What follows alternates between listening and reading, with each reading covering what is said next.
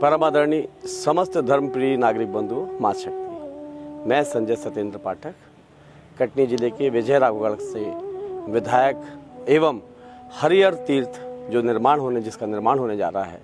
उसका चरण सेवक हूँ। हमारे श्रद्धेय आराध्य हमारे परम पूज्य गुरुदेव पंडित देव प्रभाकर शास्त्री दद्दा जी की कृपा से एवं परम पूज्य हमारे देवलोकवासी पिताजी उनके हुए बताए हुए मार्ग और दिए हुए संस्कारों से हमने अपनी जीवन यात्रा को समाज की सेवा में, धर्म की सेवा में, मानव की सेवा में, जीव की सेवा में अपने आप को समर्पित कर रखा है। और इसी जीवन की यात्रा में एक परिकल्पना मेरे मन में आई, मेरे विचार में आई कि मैं देखता हूँ जब भी कभी जाता हूँ ग्रामीण क्षेत्र के दौरे पे, शहरी क्षेत्र के दौरे पे, बहुत सारे हमारे सनातनी परंपरा को, धर्म को मानने वाले लोगों के मन में एक कुंठा रह जाती है कि वो आर्थिक रूप से कमज़ोर हैं, निःशक्त हैं, दिव्यांग हैं, विकलांग हैं या निराश्रित हैं। जो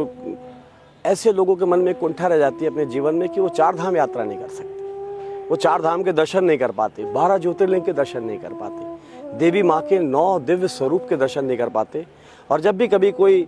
तीर्थ यात्रा करके लौटता है और भागवत कथा करा के अपने तीर्थ का पुण्य जब लोगों में बांटते हैं, भागवत कथा कराते हैं और भंडारा प्रसाद करके सबको, पूरे मोहल्ले को, गांव को, नगर को बुला के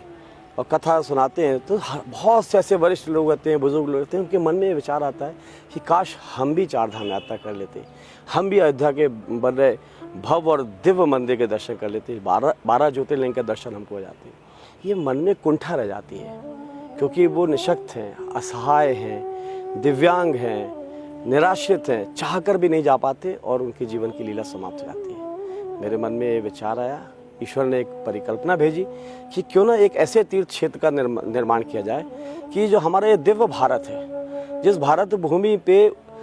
उत्तर से लेकर दक्षिण तक और पूर्व से लेकर पश्चिम तक बहुत ही सुंदर दिव्य देवालय हैं, क्यों ना उन सारे दर्शनीय देवालयों को, जिनके पुण्य प्रताप से, जिनके पास जाके लोग अपने जीवन को धन्य करते हैं,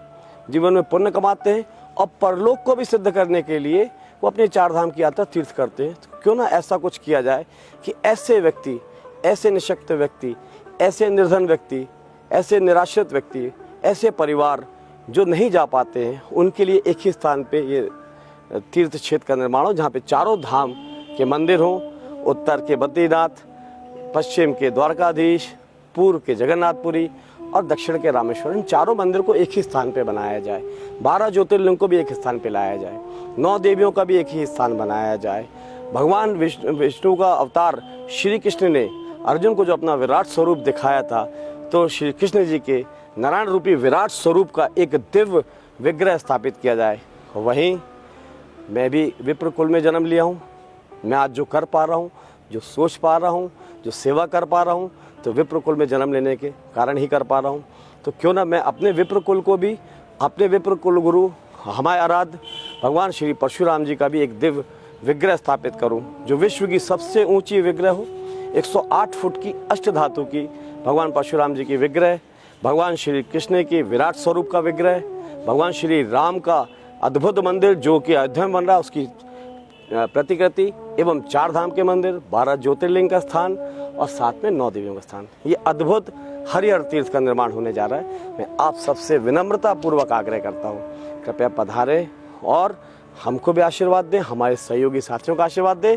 और इस उपरोक्त बनने वाले हरिहर तीर्थ में अपना भी सहयोग और साथ सहयोग हम सभी को प्रदान करें, हम सबको संबल प्रदान करें, ताकि उन लोगों के लिए जिनके मन में कुंठा रह जाती, हम 4 धाम नहीं कर पाते, 12 ज्योतिर्लिंग नहीं कर पाते, उनके लिए भी एक दिव्य तीर्थ स्थापित हो सके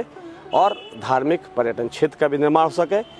युवाओं को भी रोजगार मिल सके और मध्य प्रदेश को पूरे भारत ही नहीं, पूरी दुनिया के अंदर एक उपयुक्त स्थान, एक दिव्य स्थान के रूप में विकसित किया जा सके। जगत गुरु रामभद्राचार्य जी के सानिध्य में एवं जूना पीठाधीश्वर परम पूजनीय स्वामी अवधेशानंद जी के परम सानिध्य में 12 जून को भूमि पूजन तीर्थ क्षेत्र का होने जा रहा है। साथ ही साथ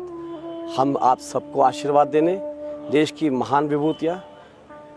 द्वारकापीठ के शंकराचार्य जी, परम पूजनीय स्वामी सदानंद जी का भी आगमन हो रहा है, श्री श्री रविशंकर जी का भी आगमन हो रहा है, ममतामयी माँ ऋतुम्बरा दीदी का भी आगमन हो रहा है, निरंजनी अखाड़ा के